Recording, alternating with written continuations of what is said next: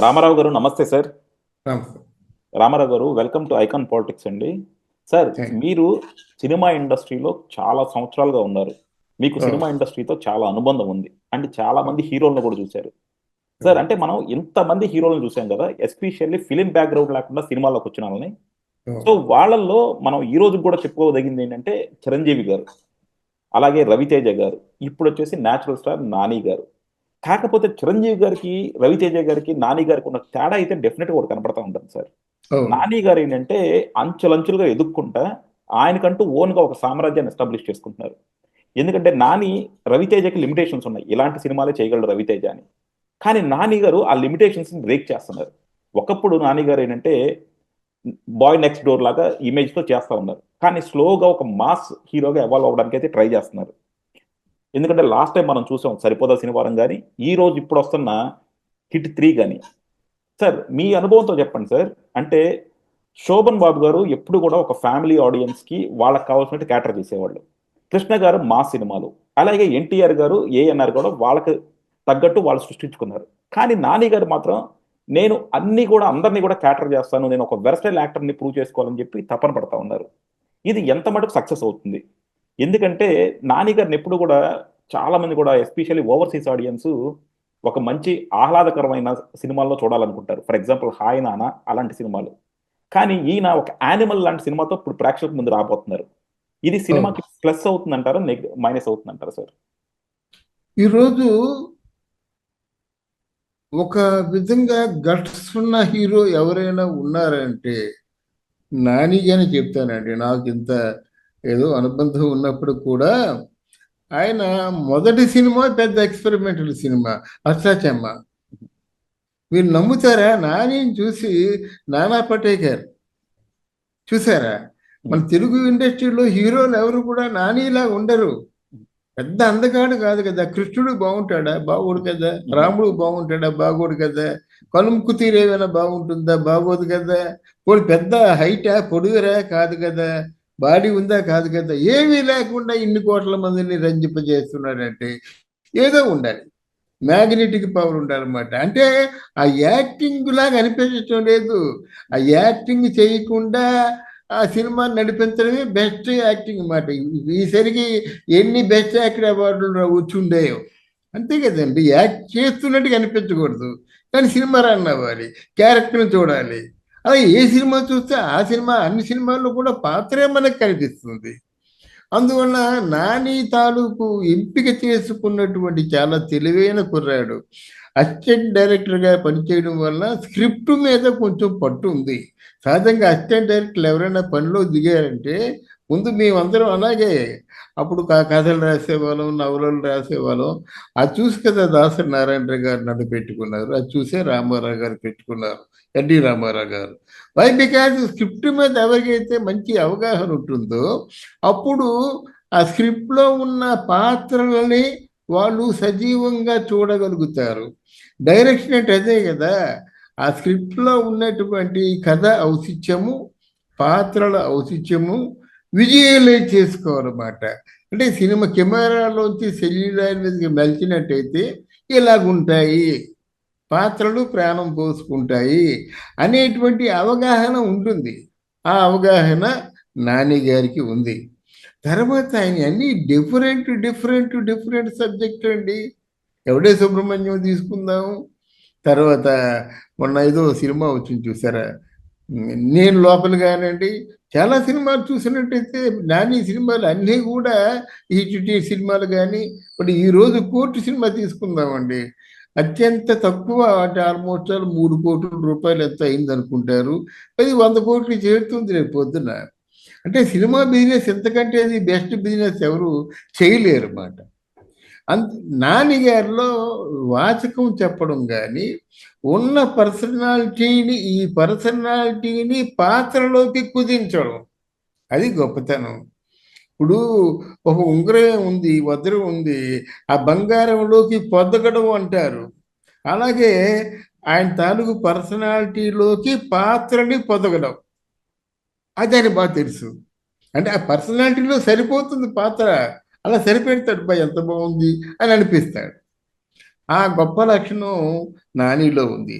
తర్వాత ఏం చేశారంటే తనకంటూ కొంత మార్కెట్ సామ్రాజ్యాన్ని విస్తరింప చేసుకున్నాడు. ఈరోజు ఎట్ ఏ టైం 2 సినిమాలు 3 సినిమాలు స్టార్ట్ చేసి ఇంట్లోంచి రూపాయి తీసుకోకుండా ఆయన సినిమాని పూర్తి చేయగలడు. సహజంగా సినిమా ఇండస్ట్రీలో గుడ్ విల్ ఏర్పడిన తర్వాత కొబ్బరికాయ కూడా మన డబ్బులతో కొట్టవలసిన అవసరం లేదు. అటువంటి స్థితిలో ఈరోజు నాని ఉన్నాడు. అలాగని నిద్రపోవటం లేదు, గొప్పలు పోవటం లేదు, నిరంతరం కూడా ఆ మైండ్కి పని చెప్తూ ఉన్నాడు కనుక సినిమా ఆలోచింపు చేస్తున్నాడు. ఆయన ఈ రోజు మనం మెచ్చుకుంటున్నాం. మరి ఒక 6 మాసాలు సంవత్సరం పనిచేస్తుంటే ఈ సంవత్సరం పాటు కూడా నిద్రాహారాలు లేవు కదా. కట్టే ఫలి సిన్సియర్ ఎఫర్ట్ నెవర్ ఫెయిల్స్. అందువల్ల నాని ఈరోజు హిట్ 3 సినిమా చేసినా సరే ఇంకా కళ్ళు మూసుకుని ఆ సినిమా చూడొచ్చు. బాగుంటుంది సినిమా, బాగుంటుంది. వీళ్ళందరూ బ్రాండ్స్ అయిపోయారు అన్నమాట. నాని ఒక different, just like Aamir Khan. ఆయన పర్సనాలిటీ ఏంటండి? ఆయన దంగల్ లాంటి సినిమాకి ప్రపంచవ్యాప్తంగా మంచి పేరు తెచ్చుకొని ఆ పాత్రలో ఆయన పహిల్వాన్ పాత్రలో రాణించారంటే అది మిరకల్ కాదండి. అంటే పాత్రను ఎంత మెస్మరైజ్ చేశాడు అలా అన్నమాట. అటువంటి శక్తియుక్తులు నానికి ఉండబట్టి మాత్రం will be the greatest stars. అంటే నా ఉద్దేశంలో మంచి స్టార్స్, మంచి మంచి స్టార్స్ లో ఒక గొప్ప స్టార్ గా చెప్పుకోవచ్చు. ఎందుకు ఆర్టిస్ట్ అంటం లేదంటే ఆర్టిస్ట్ వేరు, స్టార్ వేరు. ఆర్టిస్టుకి ఇంకా ఆల్టర్నేటివ్ ఎవరు ఉండకూడదు. కానీ ఇప్పుడు హిట్ 3 అన్నది నానికి ప్లస్ అవుతుందా మైనస్ అవుతుందా సార్? ఎందుకంటే ఆల్రెడీ బ్రాండ్ అయిపోయాడు కదండి ఆయన. ఇక ప్లస్ మైనస్ ఏంటి? 100 కోట్లు వచ్చిన తర్వాత ప్లస్ మైనస్ ఏంటి?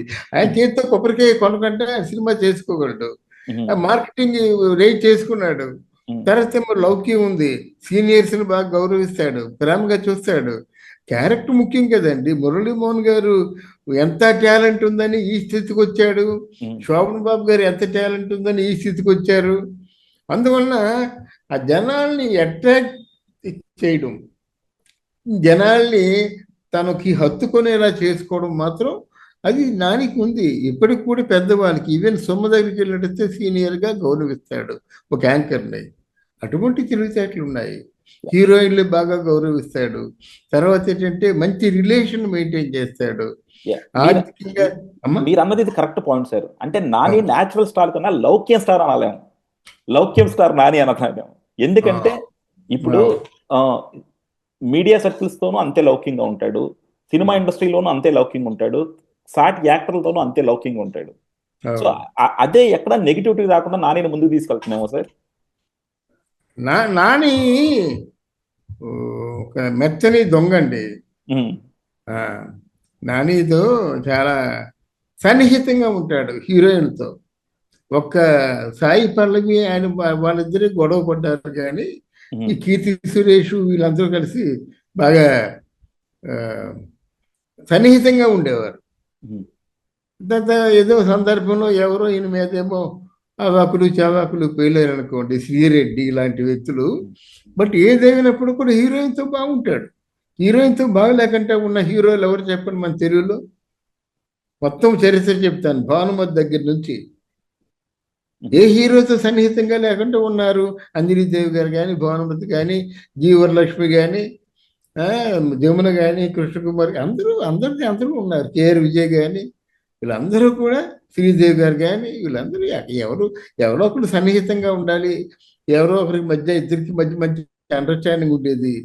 సావిత్రి గారిని కేవలం 2 సంవత్సరాలు 3 సంవత్సరాలకి బ్లాక్ చేసి పెట్టేవాడు నాగేశ్వరరావు గారు. మిగతా వాళ్ళందరూ అడవు ఏడుపు. ఎన్టీ రామారావు గారు ఏడుపు. ఎన్టీ రామారావు హీరోయిన్లో ఉండేవారు కాదు.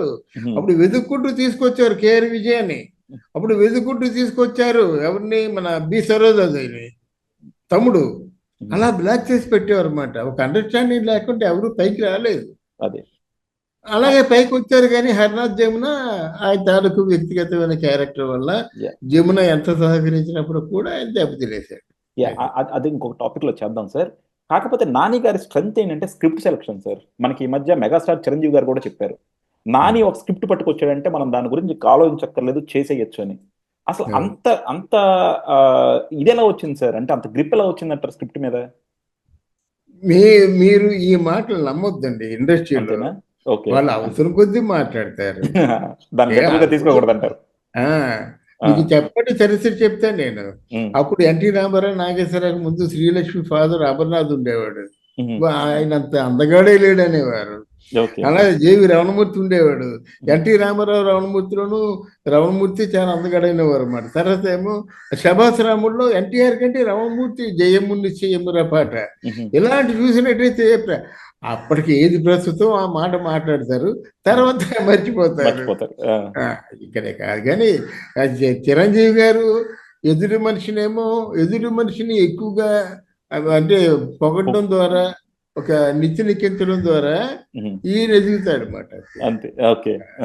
రామారావు గారు ఏమండి మీరు అంటారు చూసారా, దానికి కారణం వేరే ఉందన్నమాట. ఒక ఆఫీస్ బాయ్ కూడా రామారావు గారి మీద తిరగబడేసరికి ఇంక ఇది ట్రెండ్ కాదు, నేను ఆఫీస్ బాయ్ అయినా ప్రొడక్షన్ బాయ్ అయినా నేను తప్పకుండా ఎదుటి వ్యక్తిని గౌరవించాలి అని నేర్చుకున్నారు. కనుక ఈ పెద్దవాళ్ళు చేసే ట్రిక్స్ కొన్ని ఉంటాయి, కానీ మనసులోంచి వచ్చిన మాట మాత్రం కాదు. రవితేజ ఉన్నాడు, నా తమ్ముడితో సమానం ఉన్నాడు, అయిపోతారా? తమ్ముడితో సమానం అయిపోతారా? బట్ అంటే అవునుకున్నా కాదనుకున్నా మన నాని గారి స్క్రిప్ట్ సెలక్షన్ సోఫర్ అయితే మాత్రం చాలా సక్సెస్ ట్రాక్ లో ఉందని చెప్పొచ్చు కదా సార్. అంటే నాని గారి స్క్రిప్ట్ సెలక్షన్ బాగుంటుంది, ఇంప్లిమెంటేషన్ కూడా బాగుంటుందండి. ఇప్పుడు జనాలకి ఏది లైక్ అవుతుందో, మంచి వంటగాడు చూసారా, కుక్ ఉంటుంది చూసారా, ఎక్కడ ఉంటాము కానీ 2,000 3,000 రూపాయలు ఇచ్చి తింటాం మనం బయట వెళ్ళి బిర్యానీ. అంటే మంచి వంటగాడు అన్నమాట. అక్కడేమో 150 రూపాయలకి 200 రూపాయలకి రాని బిర్యానీ ఇక్కడ 2,000 రూపాయలకి తింటున్నాం అంటే దాంట్లో అంత బాగుందిగానే తింటాం. అంత మంచి వంటగాడు అన్నమాట.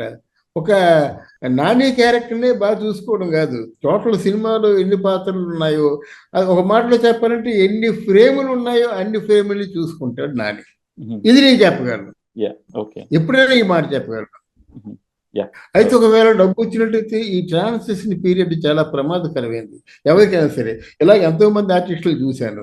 అంటే డబ్బు ఎప్పుడైతే ఒక 100 కోట్లు వచ్చిందో 500 కోట్లు వచ్చిందో అప్పుడు ట్రాన్సిషన్ పీరియడ్లో ఆ మనస్తత్వం మారుతుంది. మారినప్పుడు అంత ఎక్కువగా ఆలోచించకుండా సరే దిస్ కెన్ డూ. అంతకుముందు పాత సినిమాలో ఇట్లాంటి సీనే ఉంది కదా అంటే పాత సినిమాలో ఇట్లాంటి సీన్ ఉండబట్టి ఆ సినిమా ఆడింది, ఈ సినిమా ఎందుకు ఆడుతుందని ఆలోచించాలి. అలాగా మార్పు కొంత సహజం. ఇలా మారకంటే ఉన్న వ్యక్తులు ఎవరైనా ఉన్నారంటే కృష్ణ గారు, సోహన్ బాబు గారు, కృష్ణరాజు గారు. అస్సలు సమస్య పెట్టుకోరు అన్నమాట. డైరెక్టరు రైటరు వాళ్ళు చేయమంటారు కానీ వీళ్ళు నా పొరలో పుట్టిన ఆలోచన మీరు పెట్టండి అని కృష్ణ గారు ఇంటర్ఫియర్ అవ్వరు, శోభన్ బాబు ఇంటర్ఫియర్ అవ్వరు, కృష్ణరాజు ఇంటర్ఫియర్ అవ్వరు. అందుకే అంత కొంతకాలం పాటు ఇండస్ట్రీని ఏలేరండి. డెఫినెట్ గా సార్. అంటే ఏ శాఖకి ఇవ్వాల్సిన గుర్తింపు ఆ శాఖకి ఇచ్చి వాళ్ళకి ఇవ్వాల్సిన వాళ్ళని ఎంపవర్ చేసుకుంటే వీళ్ళు డెఫినెట్ గా సక్సెస్ అవుతారు. ఇక్కడ మీకు నేను రామారావు గారు జరిగినప్పుడు ఆయన ఒక మాట అంటుండేవారండి, ఇండస్ట్రీ వాళ్ళ రామారావు గారి ఇంట్లో ఎక్కువ ఆవులు ఉండేవి, పాడి ఆవులు. ఒక్కొక్క ఆవు 12 లీటర్లు పాలు ఇచ్చి 12 లీటర్లు. ఇండస్ట్రీని వాళ్ళకి ఆ గోవులు అంటే చాలా ఇష్టం, గుమ్మపాలు తాగుతారు తెల్లజాన. రామారావు గారు ఇండస్ట్రీ అన్నది పాడి ఆవు లాంటిదండి. సినిమా అన్నది మనం పాడి ఆవుకి ఏంటంటే ఆ నుదురు పసుపు రాసి బొట్టు పెట్టి ఆ తర్వాత ఊర్ధ్వ భాగం వేగ భాగాన్ని కూడా మనం ముక్కోడి దేవతలకి నమస్కారం పెట్టి ఒకసారి దండం పెట్టుకొని పాలు తీసినట్టయితే కడివెడు పాలు ఇస్తుంది. చూడండి, ఎక్కడి నుంచి వస్తాయో తెలీదు, కడివెడు పాలు ఇస్తుంది. ఇంటి అందరూ తాగొచ్చు, బయట వాడికి కూడా పోయేయచ్చు. అంతేగాని ఏమీ లేకుండా పాత తీసుకొని డైరెక్ట్గా పొదుగు పట్టుకున్నాం అనుకోండి, కెబుక్కుని వెనక్కి తంతుంది. ఇది ఒకటే నేర్చుకోవాలి. ఎంతకాలం మీరు భక్తిభావంతో సినిమా పట్ల ఉంటారో అంతకాలం మీకు తిరుగులేదని చెప్పారు అన్నమాట. అందుకే NAD బ్యానర్లో ప్రతి ఒక్క సినిమా హిట్ అవ్వడానికి కారణం వాళ్ళు అంత భక్తిభావంతో ఉండేవారు. ఇలాంటివి చాలా చెప్పుకోవచ్చు, అడిగేవారు ఉంటారు కానీ ఎన్నో చెప్పుకోవచ్చు. అది డెఫినెట్ గా సార్. ఇది ఇంకోసారి చేద్దాం సార్. ఇది డెఫినెట్ గా ఇలాంటివి మాత్రం చాలా ఇన్స్పైరింగ్ గా ఉంటాయి. ఎందుకంటే మనం ఏ పని చేసినా సరే ఆ పని భక్తి శ్రద్ధలతో చేస్తే మాత్రం డెఫినెట్ గా అందులో సక్సెస్ అవుతాం. ఆ కమిట్మెంట్ అనేది ఈ జనరేషన్ లో చాలా మందికి తగ్గిపోతుంది. అంటే ఒక సినిమాలోని కాదు, మిగతా ఆటలు కూడా. So Oh. ఎవరికి ఇష్టమైన రంగాన్ని వాళ్ళు ఎంచుకుంటే మాత్రం ఆ కమిట్మెంట్ తో చేయగలరు అన్నది నా ఇప్పుడు అభిప్రాయం. థ్యాంక్ యూ అండి, thank you very much. Thank you, ma. Thank you very much for giving the opportunity. Right.